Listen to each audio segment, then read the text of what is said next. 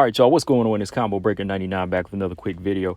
All right, y'all, back with another women's flyweight ranking update video. Just want to run through the top 15, fill y'all in on who's new into the top 15 and who's already matched up to fight. And I think y'all already know, right? Them Silva ladies just popped up into the top 15 based off of their dominant wins this past Saturday. So I just want to run through the top 15 and see who's already matched up and who's not matched up. And that might give us an idea who could fight Natalia Silva and Karine Silva next, right? So, yeah, man, Karine Silva is in the top 15, and so is Natalia Silva. So, starting from the bottom up, coming in hot at 15 is Karine Silva.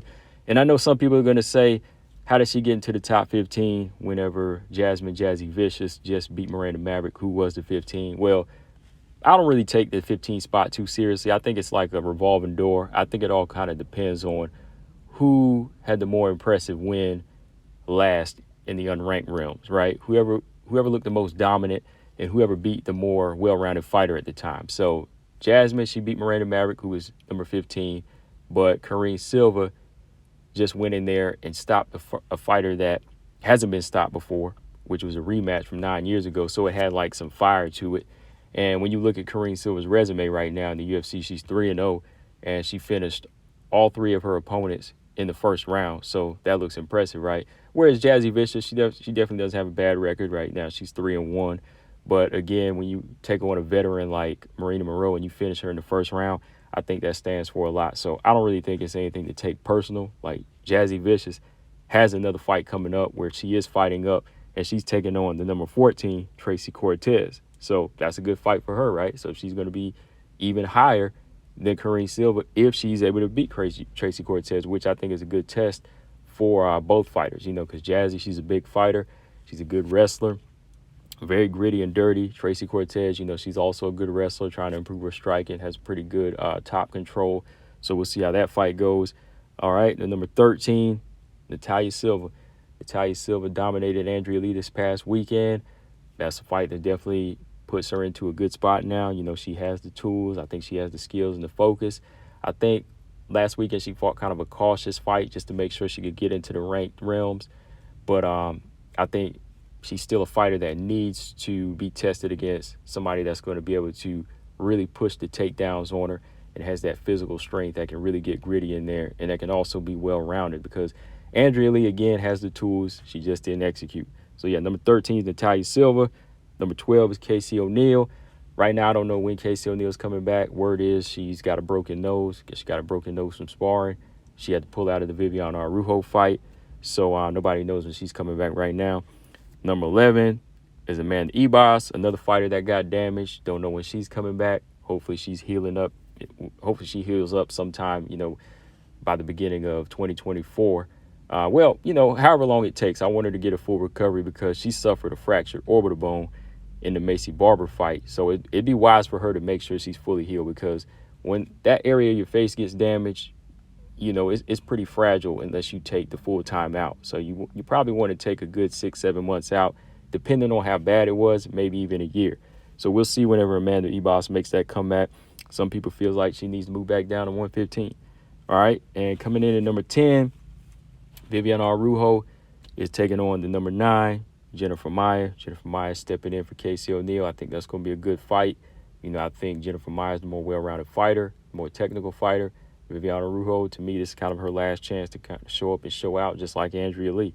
You know, she can beat the lower-level fighters, but I think she just needs to put those skills together, man, and really start to amp it up and just add a little bit more to her arsenal, a little bit more technique and skill set, not just speed and athleticism. All right, number 8, Macy Barber. Macy Barber coming in at number 8. She's on a 5-fight win streak right now, so I know she's not looking to fight down. She's looking to fight up from here. She's kind of eyeballing the winner of Grasso Shevchenko, but I think she's still kind of far off. I think she just needs to fight somewhere in the middle, maybe fight the winner of Tyler versus Aaron or the loser of Tyler versus Aaron, which is this weekend. Number 7, got Lauren Murphy. No word on who she's fighting next. Then we got number 6, Jessica Andrade. Why is she still here? I think they should just go ahead and take her out, because she's already she's about to be 3 fights deep at 115 now. You know, she lost pretty hard against Erin Blanchfield. Now she lost against Yan Xiaonan, Tatiana Suarez. She's taking on Mackenzie Dern in November. So she's pretty much back to being a full-fledged strawweight. So let's go ahead and get Jessica Andrade up out of the rankings. All right. Top 5, Caitlin Chikagan. No word on who she's fighting next. She's kind of been chilling right now, which I guess is a deserved break. She's pretty much been fighting everybody and anybody they put in front of her. Number 4, Tyler Santos. And number 3 is Erin Blanchfield, which that fight is this weekend, y'all, in Singapore. I'm ready for this, man. We got to see who's the better grappler in this fight or who's just a better MMA fighter, period. Erin versus Tyler.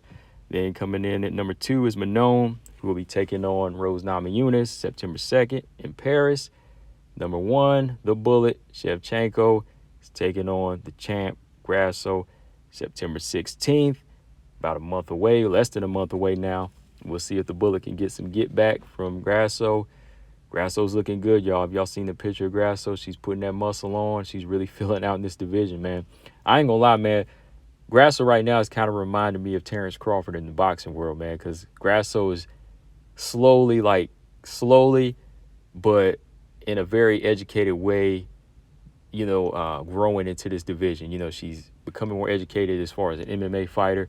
And they also like have this great strategy on her just filling out in this division. Like they didn't go too crazy on taking on the hard fights. You know what I mean? They just been growing, seeing where she needs to improve. And by the time they got to Valentina, boom, she was ready. She was physically strong and ready to take on the champ. So looking at this recent picture of Alexa Grasso with Lupe Godinez, just looking at Grasso's physique and her focus, man, wow. I don't know, man. I want to say Valentina's smart enough to go in there and learn from her mistakes, but whatever Grasso's doing, it's going to make this a really tough fight coming up September 16th. Just so y'all know, this ain't a pay-per-view. This championship fight is actually going to be a main event on the UFC Fight Night card. All right? So there you have it, guys. That's the updated top 15. Natalia Silva, 13. Karine Silva's number 15. I believe Karine Silva said she'd like to return one more time this year in November on the Sao Paulo card. I don't think there's anybody that's going to be open for that fight right now. The only fighters I can name that are open are the number 5, Caitlin, and the number 7, and Lauren Murphy. And like I said, Macy Barber, I don't think she's going to want to fight down. That's a big risk right there for Macy Barber to fight somebody like Karine Silva.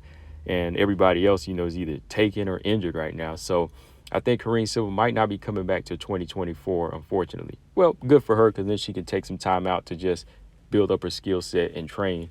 As for Natalia Silva, maybe since she's ranked a little bit higher, maybe they might actually give her like the number 7, or maybe she'll fight like the loser of Maya Arujo or something like that, But yeah, that's the ranking, guys. Let me know what y'all think in the comment section. Who's next for Karine and Natalia? I'll probably talk about, some of the other fighters and the other fights, the other fight matchups in some other videos. Combo Breaker 99 out. Subscribe. Peace.